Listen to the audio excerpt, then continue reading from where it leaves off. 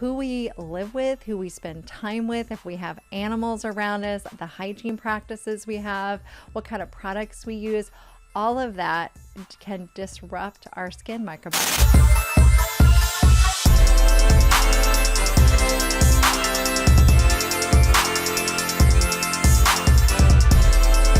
One of the things that we don't really think about when we see ourselves in the mirror, what we're seeing is a representation of what's going on internally, right?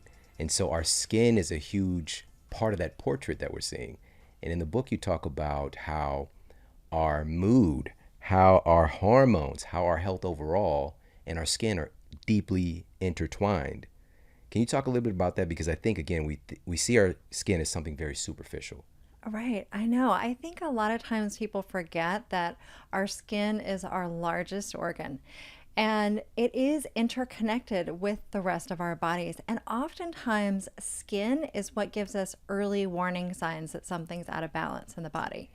And, low thyroid function, dry skin can be one of the first signs of low thyroid.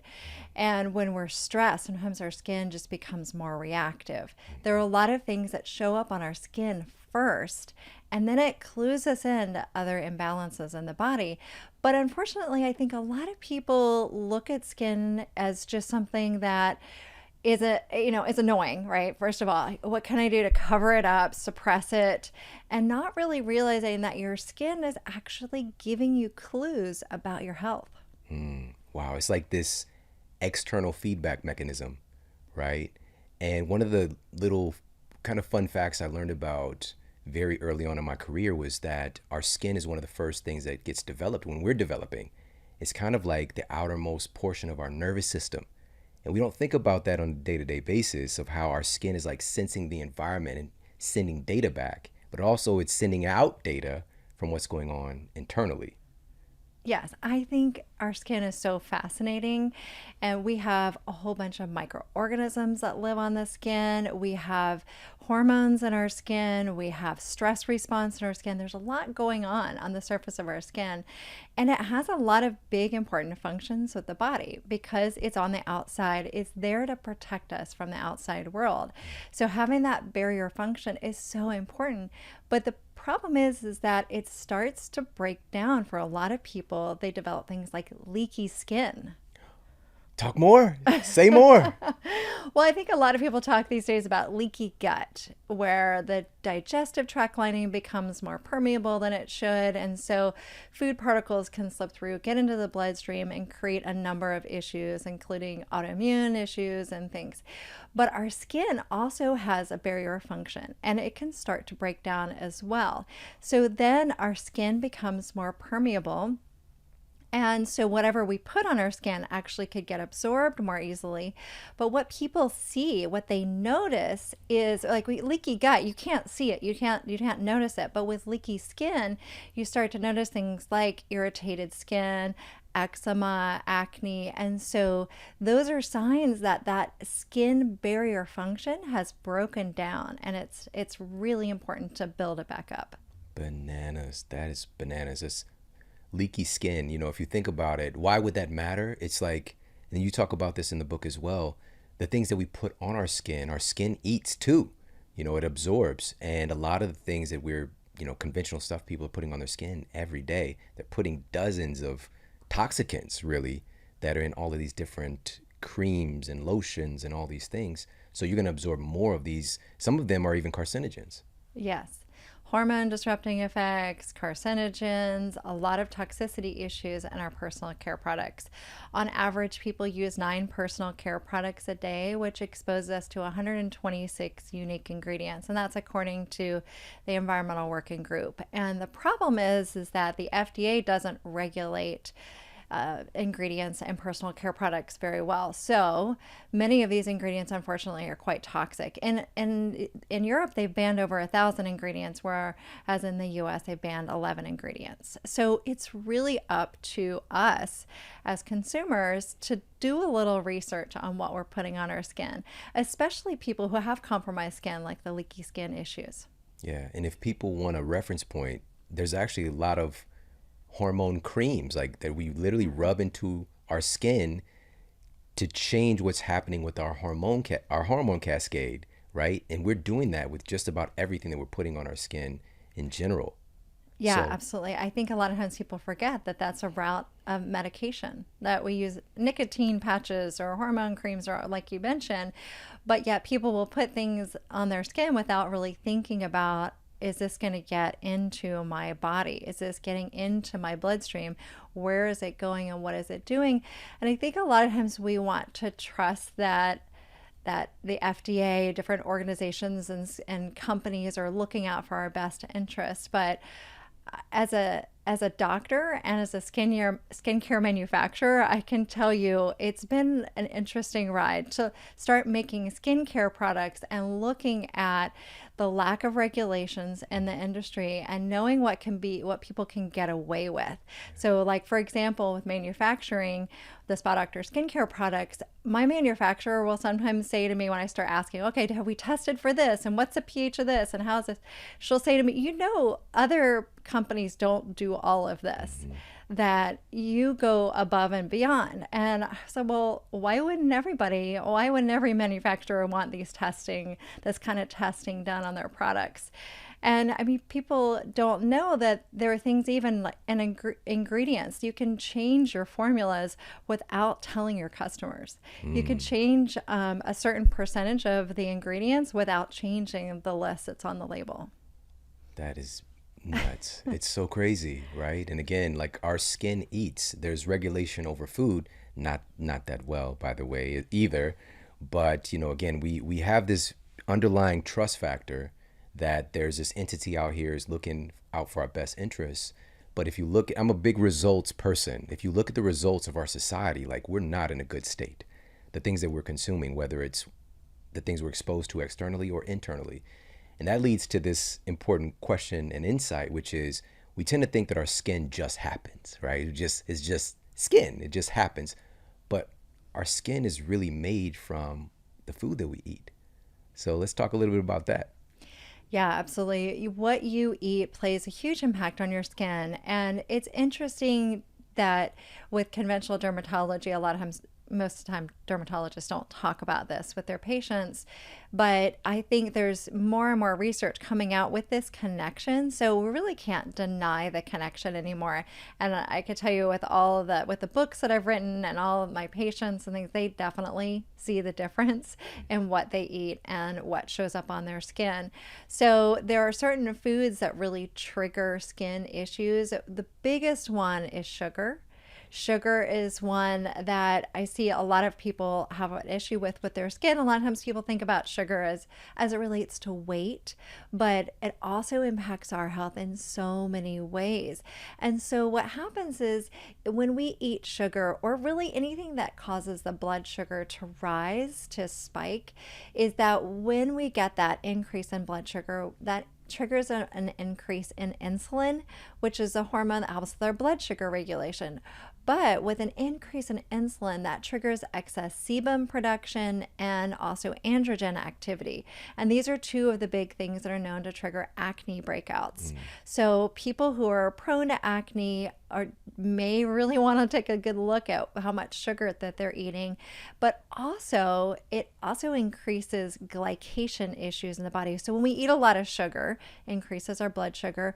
Glucose can bind a collagen on our skin, making it more rigid and less elastic. So that leads to more wrinkles, premature aging, which, hey, I know that wrinkles are natural, but none of us want more than we already have, right? Yeah, that's so powerful. We think that these things just happen, but we can exacerbate the issue, especially with that sugar consumption.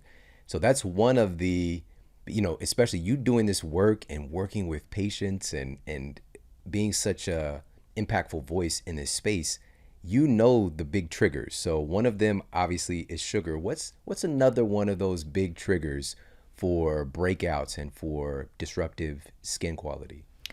Yeah, so dairy would be another big one. And I think a lot of times people don't really believe it until they cut it out. And that's really one of the easiest things to do is if you don't believe it, try going without it, but you have to give it a good 10 days to get it out of your system.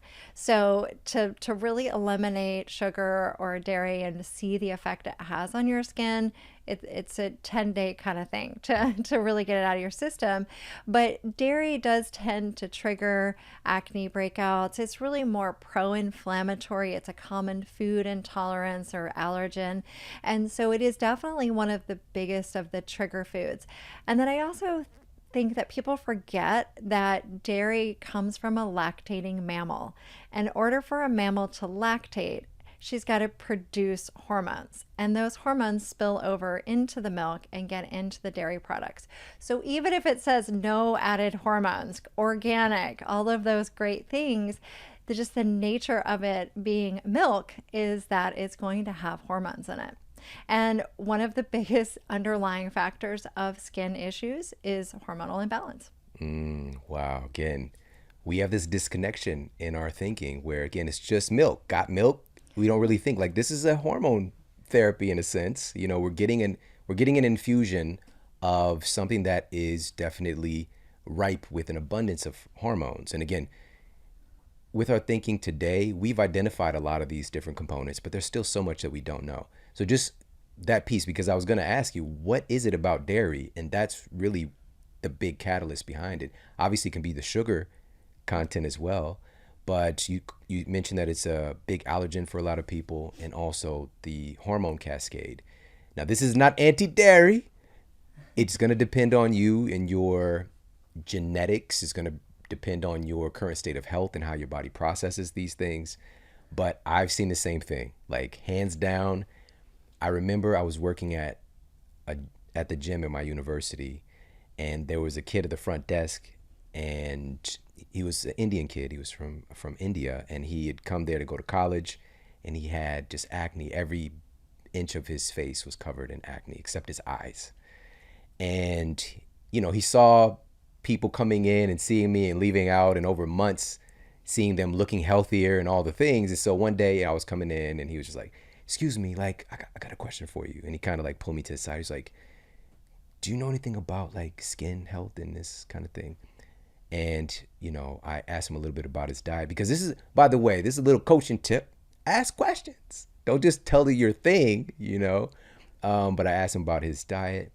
And in his culture, you know, there's milk consumption. But here, the milk and the dairy products also, that's a whole different story. And I just told him, just pull that one thing out of your diet. Just drop that. And this true story, he went home for the break in between semesters. So I guess this was maybe, you know, over the summer. And he came back and he looked like a new person. His skin was so, not completely clear, but the acne was just like little spots. And his attitude, the way that he walked and the way that he talked had changed. And I realized that he had tied so much of his confidence to his skin. And he was just like thanking me and all the things. I was like, I didn't, at the time, again, I had a difficult time like understanding that was even involved. I just told him to do this one thing, right? And he did it. And I was just like, you took the action. And so again, I've seen this firsthand, and, you know, that little word of advice, but this also brings me back to something you said earlier, and I would love to hear you talk about this. You mentioned microbiome when we're talking about our skin. We know about, again, the gut microbiome. A lot of people are aware of that, part of our lexicon, but our skin has a microbiome too. Yeah, absolutely. And so we talk a lot about the gut microbiome, right? All these microorganisms that live in the gut and help our digestion and all these great things. But the skin also has its own array of microorganisms that live on it and protect it. And it's very different than the gut microbiome as far as the types of microorganisms that live on our skin, but it's also really important. And so when it gets out of balance, we can get breakouts, we can have a number of skin issues as part of the connection with leaky skin. That's our skin might start to become more damaged. It might not have that nice barrier function that it normally has. And so we also see with an impaired skin microbiome premature aging. So it's an age accelerator as well. All right. So this is a great bridge that I'm seeing right now. So our skin this microbiome of our skin is an important factor of our health. It's protective of our skin, but what happens when it gets disrupted, right? So one of the common treatments for a variety of skin issues is antibiotics. So talk about that connection. Yes. And so there's a really important connection between the gut microbiome and the skin microbiome.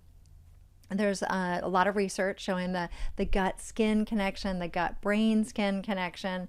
And so when our gut gets out of balance from taking antibiotics, and it creates dysbiosis, when harmful, out of balance, basically, that can create an imbalance, a harmful imbalance in the skin microbiome as well. So acne breakouts, a lot of different chronic skin conditions can result from that. And so what we want to do to restore that balance is to do it both internally and externally. They're both really important. And with my patients, I like to generally start with a big focus from the inside out, helping with the gut microbiome, because a lot of these people that have that dysbiosis on their skin, it started in their gut. And again, skin is oftentimes one of these early warning signs. And so I'll see people that don't have digestive symptoms. And so they're thinking, there's nothing wrong with my gut, but I have these skin issues. But yet when we do testing on their gut health, they have gut dysbiosis. Wow, that's a powerful association. Again, our skin is giving us this feedback.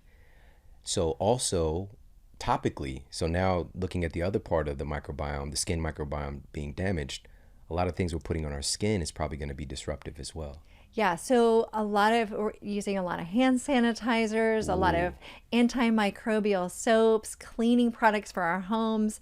All of these things impact our skin microbiome. It's really pretty fascinating because when you think about the gut microbiome, it's contained inside our bodies, but our skin is right on the surface. And so who we live with, who we spend time with, if we have animals around us, the hygiene practices we have, what kind of products we use, all of that can disrupt our skin microbiome.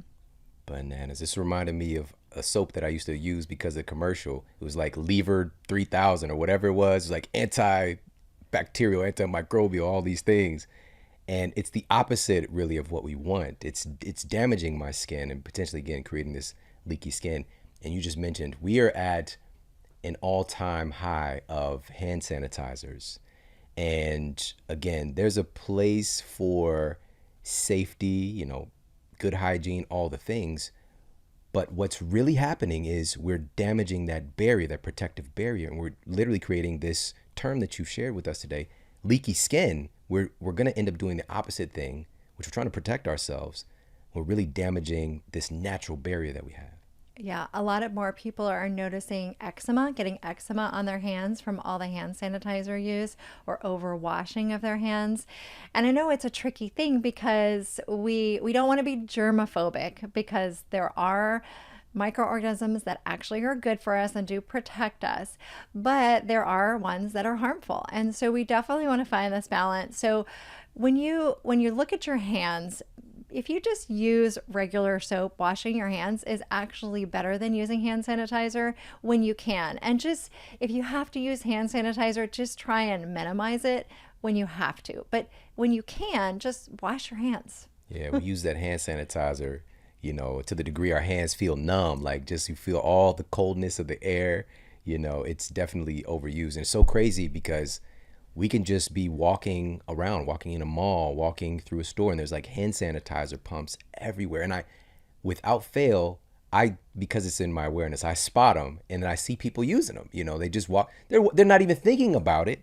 They're not necessarily looking for some place to sanitize their hands. They just, let me go ahead and give me a little dabble of that, this microbiome destroying sanitizer, because it's out here for free. So, it's really important for us to be aware of this. So one of those big culprits, what about alcohol-based skin products? There's a lot of that, even for facial cleansers. Yeah, so alcohol, on the skin can be drying there, and damaging as well. there are a number of ingredients. I think a lot of people don't really think about what's happening on the surface of their skin, and that, I think one of the big things that people do, in addition to the wanting to kill germs, is to get rid of oils and debris and things. So another big thing that people make a mistake with are the types of cleansers that they use, that they're overdoing it. These sudsy kinds of cleansers, especially for the face, it actually disrupts the natural oils in our skin. And so a lot of times people with oily skin want to use more cleansers, but yet they're actually just disrupting that natural balance. And the natural oils in our skin are one of the things that helps our skin microbiome, and also the pH of our skin, and that our skin does best with a mild acidity. And a lot of these cleansers, soaps, and sudsy kinds of things, they actually increase the pH of our skin and throw off that natural balance. This is blowing my mind. This is blowing my mind. It's so, again, we do this stuff on a daily basis. We don't think about it. We don't think about what's creating these actions from the products that we're using as well. So, there's a variety of skin issues that people can struggle with. You mentioned things like eczema, things that have an autoimmune component, acne, dry skin, excessively oily skin, and the like. Let's talk about the standard of care right now when people are going into their dermatologist, which, again, this is a valuable field of study, but oftentimes, and this is the same with our conventional medicine system right now, unfortunately, we're treating symptoms. And so some of the common things that people are using for acne, for example, might be birth control pills. So let's talk about some of the standard of care. Yeah. Unfortunately, a lot of women, when they go in to see their doctor and they've got acne, they are put on birth control pills to sort of suppress that acne breakout. And unfortunately, birth control pills come with a number of issues, and they really should be reserved for birth control only and not be given to women to manage symptoms like acne. And women are also put on them oftentimes for issues with their period, their cycles, and painful periods and things. And unfortunately, it further disrupts the gut microbiome, which is probably already disrupted in the first place, and that's partly why they have acne, most likely, and hormonal imbalances. It creates nutritional deficiencies, and it suppresses certain hormones, like it suppresses testosterone. So it's going to further create imbalances with hormones. So the thing is in my practice, I've been seeing patients for 22 years. I see the women that want to go off the birth control pills, or that are having all the issues with them. And so they're the ones that tell me, I went off, all my symptoms came back. And then they're dealing with all of the side effects from that medication as well. And maybe they're trying to get pregnant, or they're trying to clear up their skin issues, or whatever they're trying to go about their normal lives. But yet they've created all these issues in addition to what they already had. Yeah. Oh, this is so many people experience this, but it's become normalized, right? These are, quote, birth control pills, but they're being prescribed for skin issues or for managing your cycle. And I've seen the same thing repeatedly. Friends that have been on birth control pill for a number of years, that get off, crazy outbreaks. And same thing, now they want to get pregnant, and it's just so much disruption that takes place. But it's become normalized for us to utilize these things as a culture and not really get the education. And also, the reason we do it is we want a solution, and that it pains us sometimes, especially our outer appearance, and we look for a solution. And if we have a physician who can provide us with something that can suppress that symptom, oftentimes we'll do the thing, but we don't question what the long tail effects might be. Yeah, acne is a really challenging condition for anyone who's struggled with skin issues, especially on their face. People know how debilitating it can be, because it's such an embarrassing thing. It's so hard to hide, and it's something that people see every time they see you. They see the acne in your face, just like that guy that you were talking about that you see. And I can't begin to tell you how many patients I've had who have acne, when it clears up, how it's like to change their life. Yeah. And I get it. As a child, I struggle with skin issues, and I have very fickle skin. So over the years, I've had just about every skin issue.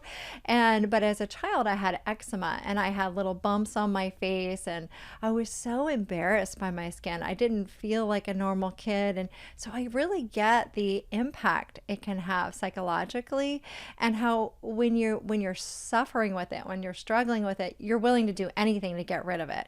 And if you hear from one of your friends, in high school, or something, oh, I mine cleared up because I went on birth control pills, or the doctor Right. says, yeah, this will get rid of it right away. You just want to jump at it. You don't even think about what's going to be the long-term consequence of this. Yeah. Oh man. And this is also bringing up. So I mentioned our skin being an extension of our nervous system. For us to really get in touch with the fact that your thoughts, your level of stress, these things are going to affect your skin quality as well, right? Yeah, absolutely. We get caught in this vicious cycle of skin stressing us out, but then stress actually can make skin issues worse. So when we're stressed out, our adrenal hormone cortisol kicks in, and with an increase in cortisol, that can worsen inflammatory skin conditions, including acne, eczema, rosacea, some of the most common, psoriasis, some of the most common skin conditions can get worse by high stress.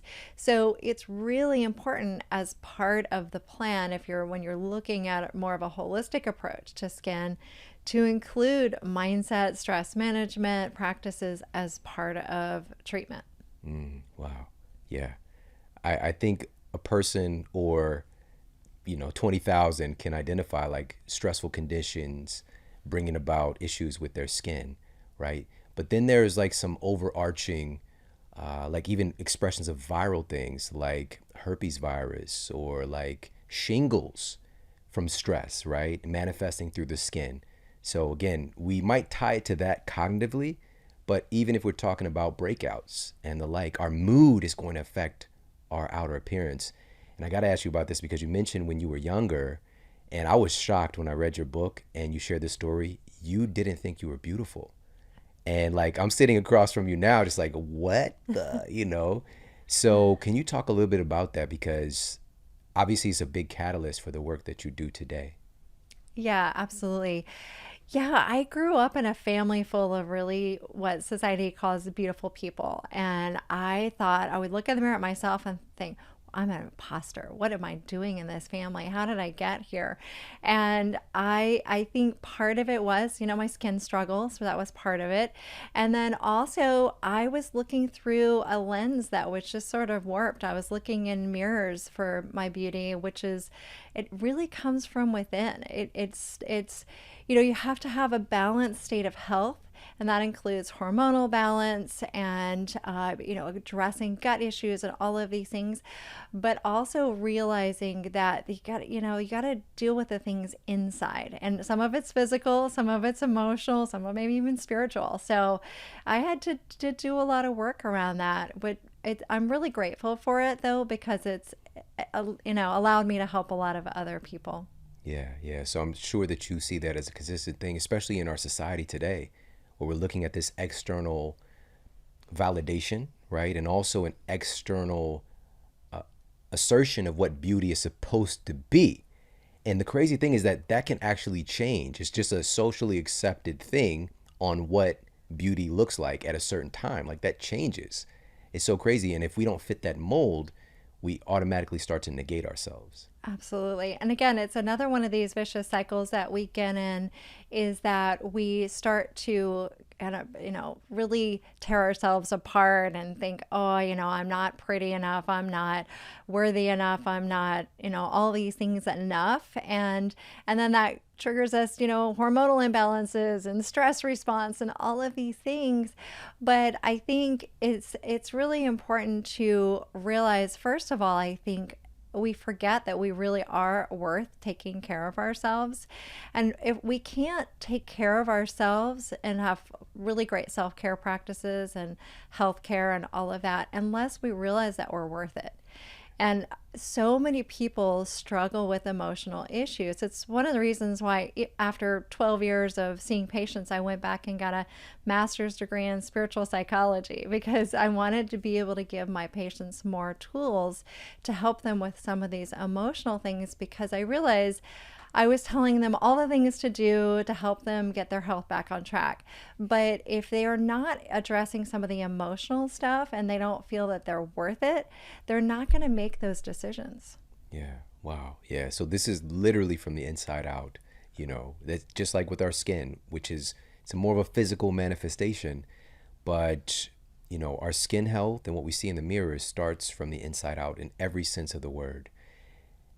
The question I want to ask you then, because our society is obsessed with treating from the outside in, right? We've got multi-billion-dollar industries of beauty, of skincare, of all these things, trying to, again, push things from the outside in to try to change what we're seeing. What did you feel when you would see back in the day, like proactive commercials, coming on TV? What did you used to think?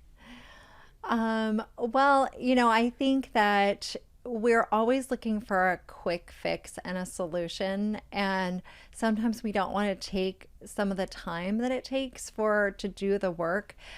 Uh, I grew up with a family that was really into natural medicine from a really young age. So I always was a little wary of anything that had a bunch of different side effects to it, because I knew that a natural approach was really helping support the body. And being a naturopathic physician, one of the big things is that we really understand that the body is very wise. And when we just get our body the tools that it needs to restore balance, we don't need the medications. We don't need all these other things. Now, when it comes to beauty, my books are not anti-beauty books. Believe me, I understand as a woman that our need and want to dress up, wear makeup, and do all the things it's just part of our self-care ritual. But we want to do it from a place where we're not just doing it to impress other people or for some external reason, but just because we enjoy it. Yeah. Yeah. I love that. I love it. It's a marriage, Yeah. to be able to choose the things versus it kind of being a psychological control, which it is for so many people. And, your new book is Natural Beauty Reset. And it's a wonderful articulation of these things and actually giving people some proactive, damn it, proactive, not those guys, but proactive steps that they can do. And by the way, when I was in college, proactive has been out there for a long time. Their infomercials were fire, getting people to take action. I got it when I was in college. And it came with like a little packet of some multivitamins and then like the skincare stuff, right? So again, there is a nutrition component here, but we're still trying to treat the symptom versus like what does your diet look like, right? What does your emotional state look like? What about the stuff that you're putting on your skin? Is this actually really good for you? And so I want to ask you about what are some of the things, just, simple things that we could use for our skin health, because of course we've talked a little bit internally and we'll get more into food in a little bit, but what about the topical treatments, right? So what about things like one ingredient coconut oil, for example? Okay, so coconut oil is an interesting one because it's natural, it's a great oil. Some people have a hard time using straight coconut oil, especially people who are more acne prone, but we use coconut oil in the Spa Doctors My Skincare line, but we do it with other ingredients in it to help it be a great balanced formulation. So just using coconut oil by itself may not be the best thing, especially for people's faces, but there are a lot of really great natural ingredients out there. And one of the biggest things I don't know that people know about is that going back to the pH of our skin, and that a lot of the products that we use have a high pH. So a pH over 5.5 is actually going to be damaging for our skin. And even water has a pH of 7, and that's neutral. So, to help really support our skin, the health of our skin, we want skincare products ideally in the 4.6 to 5 pH range, especially for our face. And the research shows that that's the sort of the magic, that sweet spot for our skin to help it with a skin microbiome to keep it from breaking out, from aging faster than it should, all of those things. So that's one of the biggest things. And a simple thing people can do is actually test the pH of their skincare products.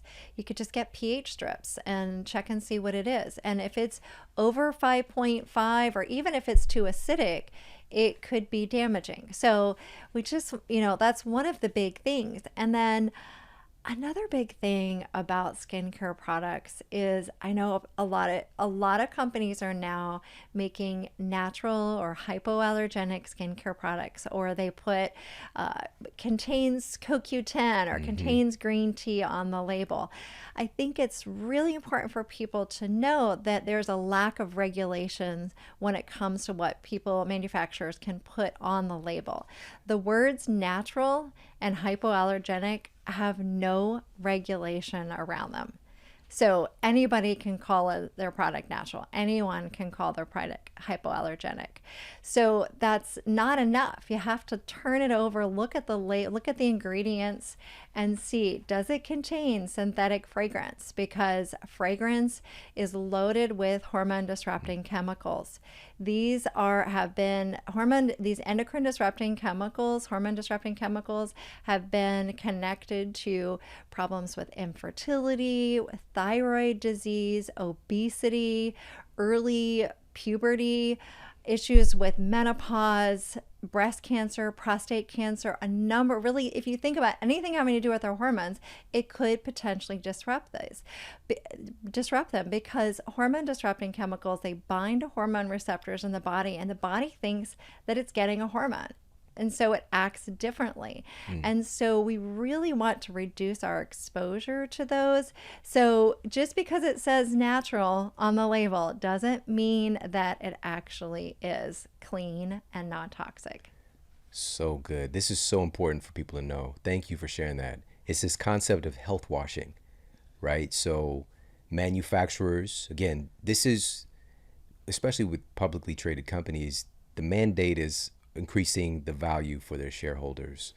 And if a company, for example, finds out, okay, gluten-free is hot right now, right? And you can look at the market for that and just start putting those things on the label, like gluten-free, whatever the case might be. Even though it's been gluten-free forever, whatever the thing might be, if just them putting it on the label, they know it's going to increase their share of the market.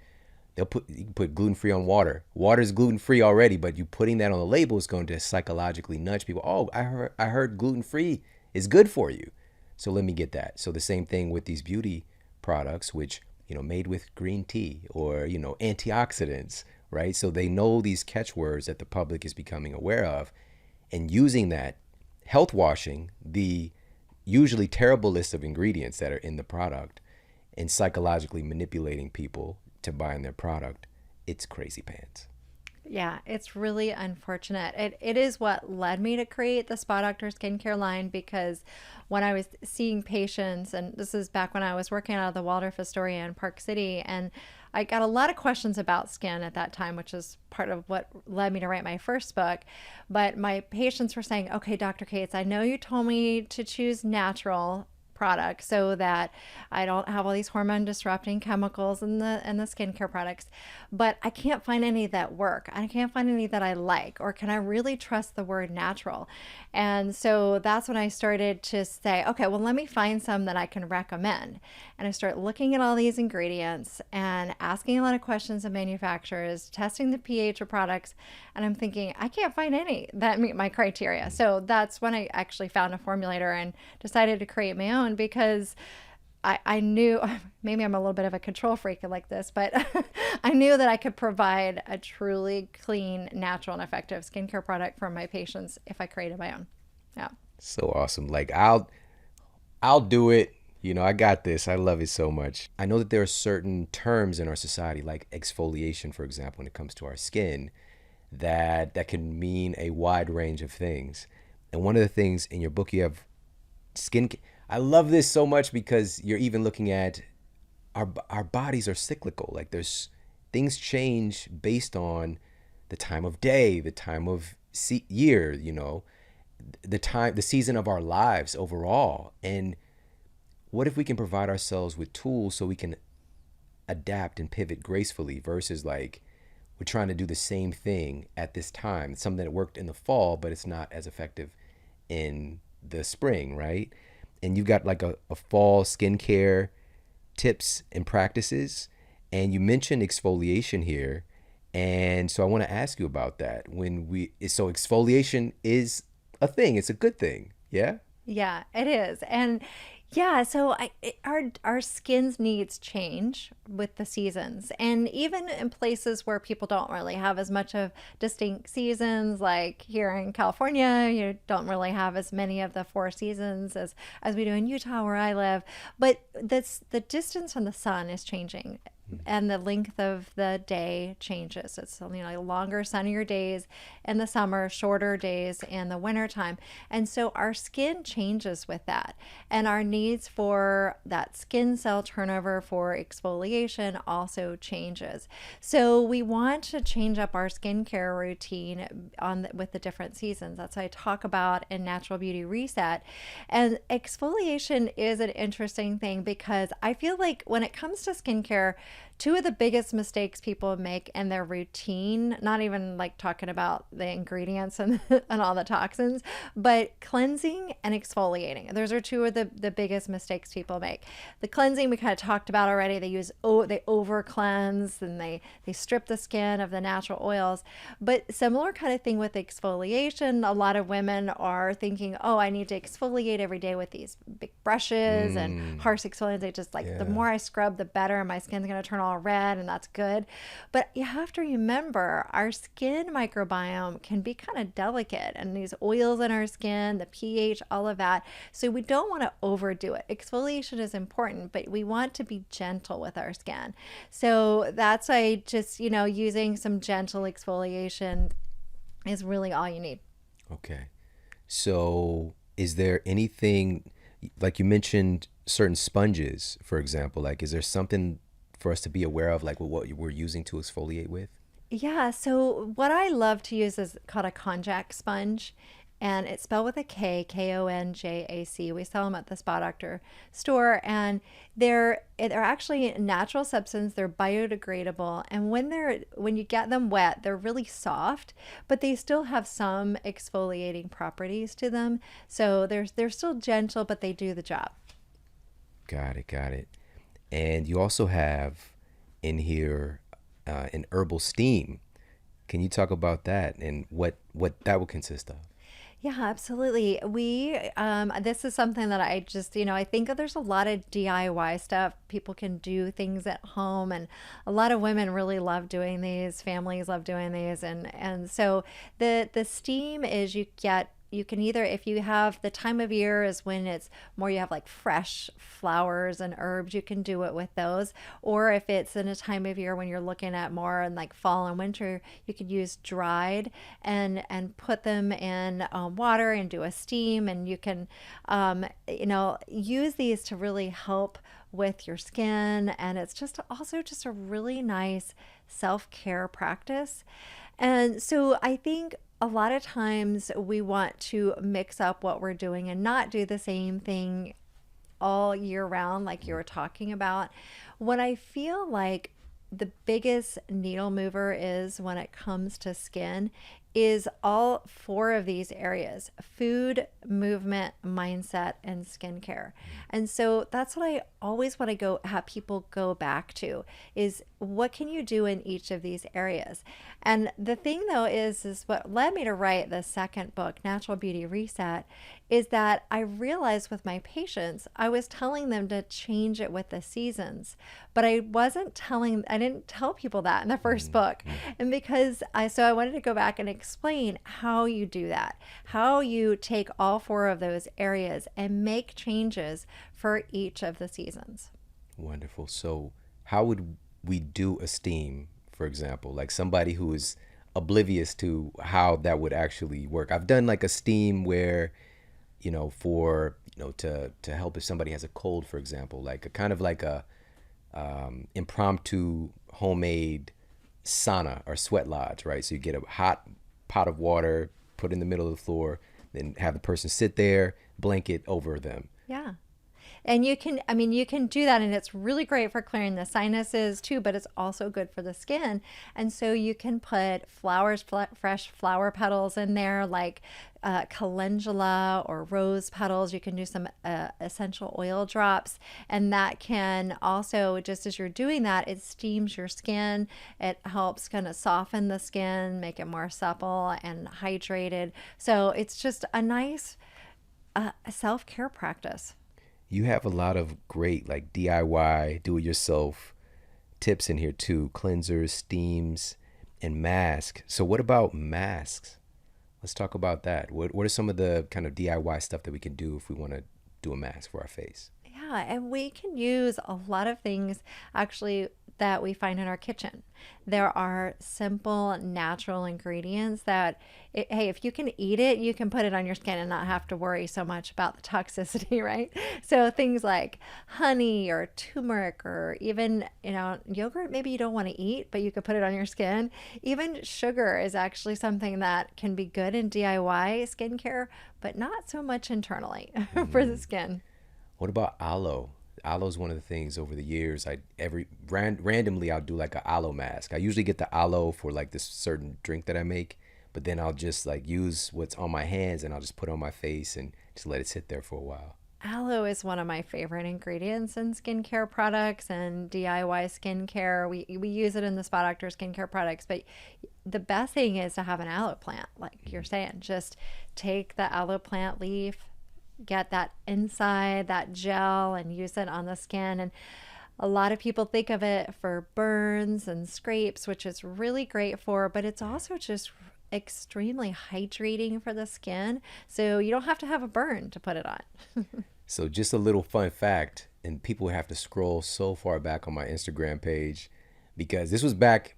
My youngest son was probably maybe 2 or 3, and he's about to turn 11 now. So I put up a before and after. He fell and he had this scrape on his face, and we're just, of course, we're mortified, right? Just like your little face, And we used aloe, and I had the before and after, and it is miraculous. Like it was as if nothing had ever happened to him. And again, it's way, way back in the day. This is back when I barely used Instagram, so maybe I like post once a month or something like that.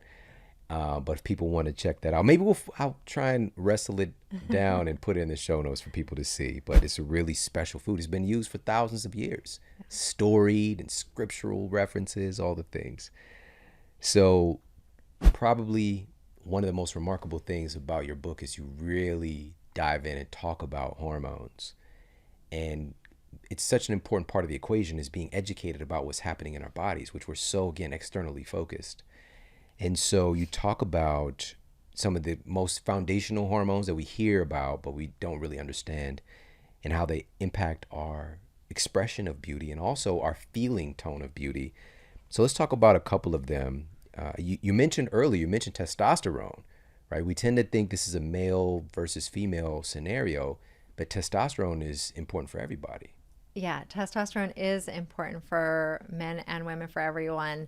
So is estrogen. I think a lot of men think estrogen's not important for them, but hey, men have estrogen too. So, but of course, they're different, and our hormones are different. Testosterone's really important for women to give us drive, and also to, not only sex drive, but also just overall drive for life and energy, and building muscle tone. And as we age, our testosterone starts to decline. And for women who are on birth control pills, their testosterone is suppressed. So with low testosterone, women might start to notice They don't have the same level of energy, overall drive, their libido goes down.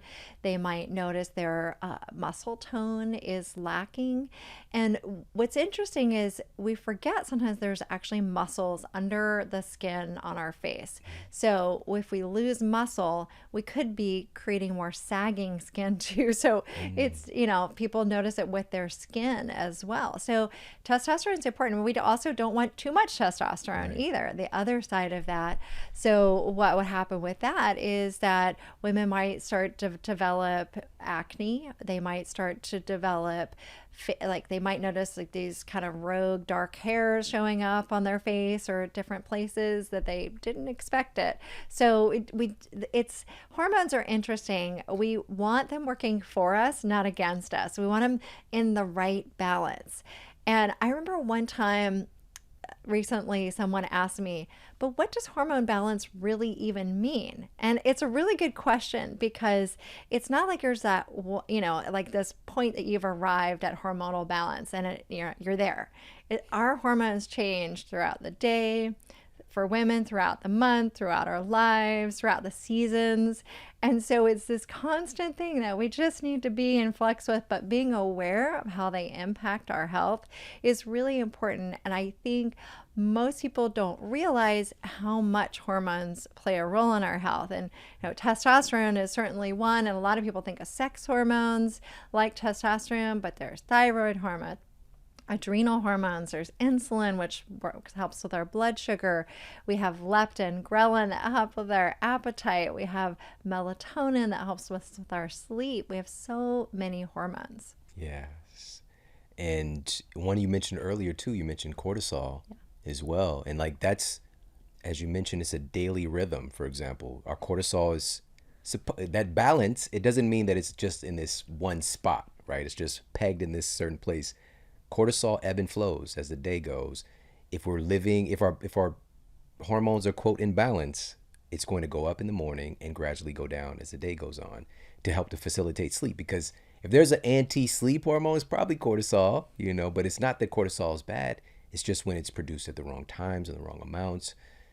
And a lot of that is attributed to the way that we live our lives, but I think we tend to feel like victims to these things, right? My hormones are out of balance. My hormones are out of whack, but we're not equipped with tools to understand like this is happening within our own bodies, and we have sovereignty, we have agency, versus again, we tend to like reach out, like give me something to suppress this or stop this thing from happening, which then leads usually to some other things sprouting up somewhere else. Absolutely. Two of the biggest things that I hear from patients is they can't sleep, and also their mood. So a lot of people are put on sleep medications and antidepressants without really paying attention to what's going on with your hormones. Because if we can get those balanced, sleep will be in a better place, and mood will be in a better place.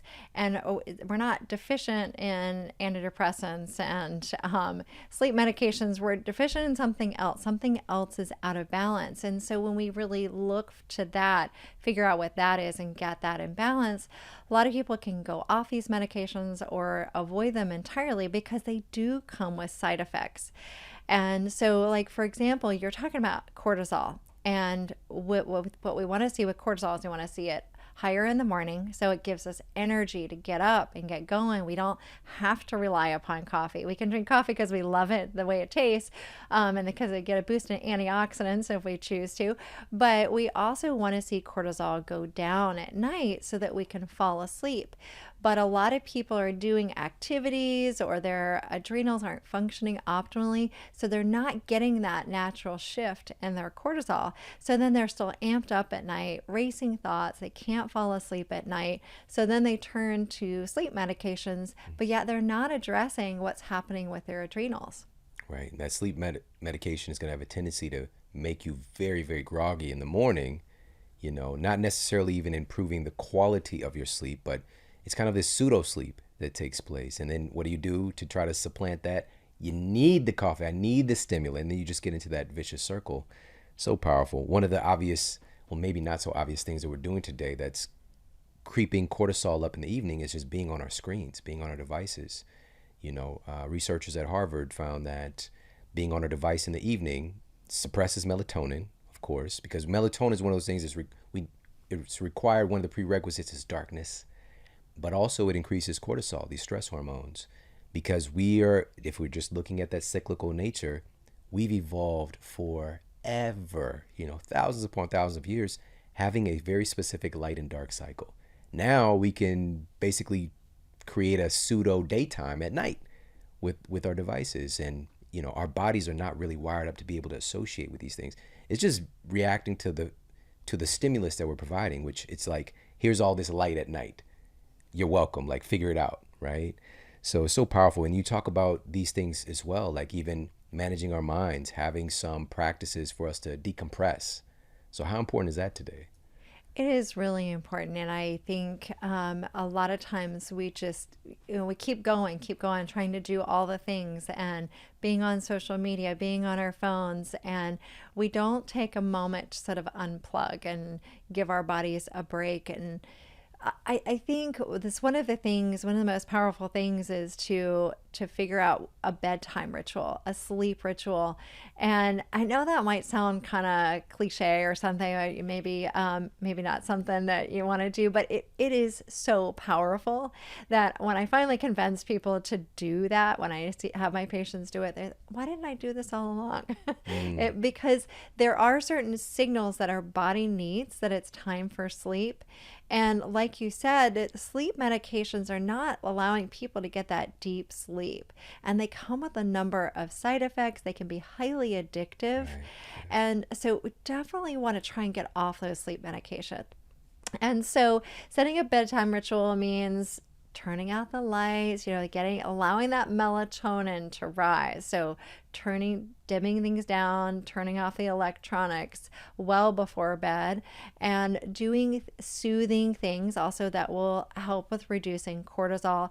Taking a bath. One of the really interesting things about taking a bath or even a shower before bed is when you go from a warm shower or bath to step outside that and it's colder, or you could do a cold blast. If you go into your body senses that temperature change from warm to cold, it's one of the signals to help your body know it's time for sleep.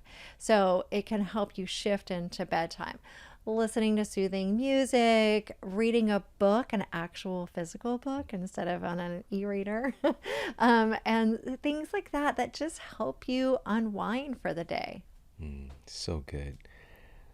So we talked a little bit about, and again, you go through many of the major hormones. So we talked about testosterone and being overactive or underactive, but what about estrogen as well? So you mentioned this as well as this is really important for men and women, specifically for brain health, right? Even for men, it's a part of memory consolidation.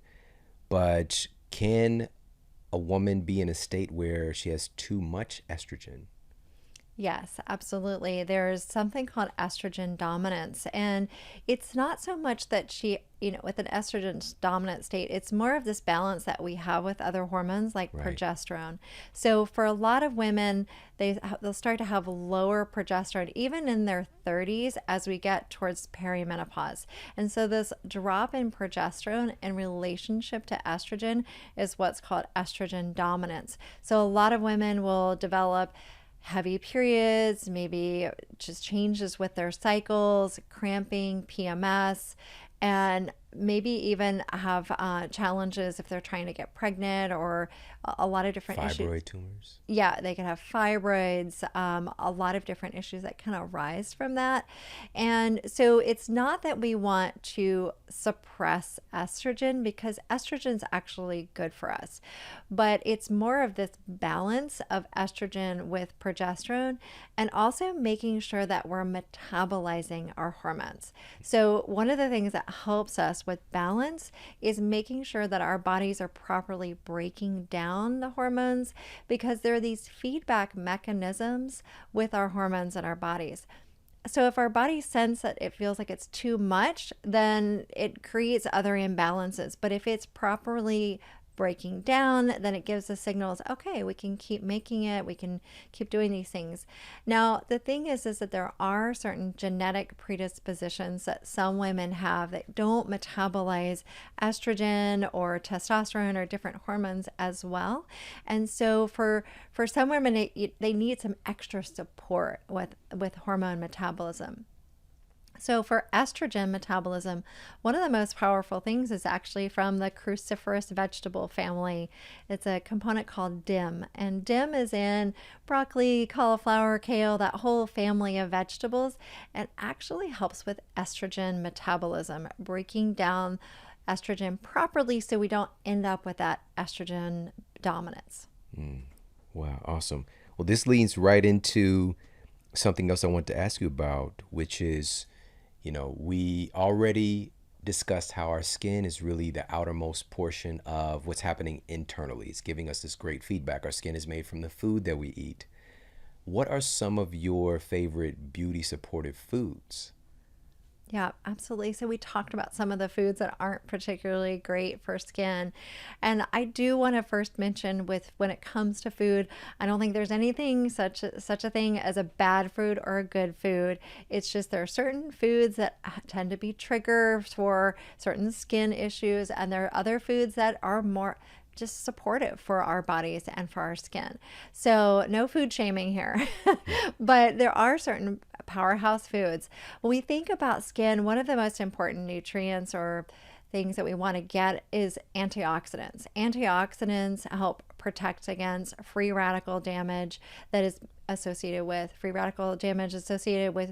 accelerated aging, cancer. So we definitely want to get antioxidants in our food. We can also get antioxidants in skincare products too, but anything colorful fruits and vegetables, colorful berries, for example, can be great for getting those antioxidants. Another antioxidant I really like comes actually in wild salmon. Astaxanthin is a really powerful antioxidant that helps protect the skin from the inside out. And that pink color of salmon is one of the things that indicates that it has astaxanthin in it. Shellfish also have astaxanthin. And so these things can be really powerful for helping us with our skin. Also, another thing that wild Alaskan salmon would have is omega-3s. We need these good fats for our skin, and we talk a lot about hydration when it comes to skin. How do you hydrate your skin? But some of that hydration comes from the inside out, and not just drinking water, but also getting healthy fats. Our skin really needs those beneficial fats, essential fatty acids. A lot of people end up with essential fatty acid deficiencies, which lead to dry skin issues, and so getting those healthy fats is also really important. Perfect. So you mentioned berries also with being a great source of antioxidants. Any particular favorite? I think it just depends on what's available to you. I'm a big fan in shopping at your local farmers market if you can.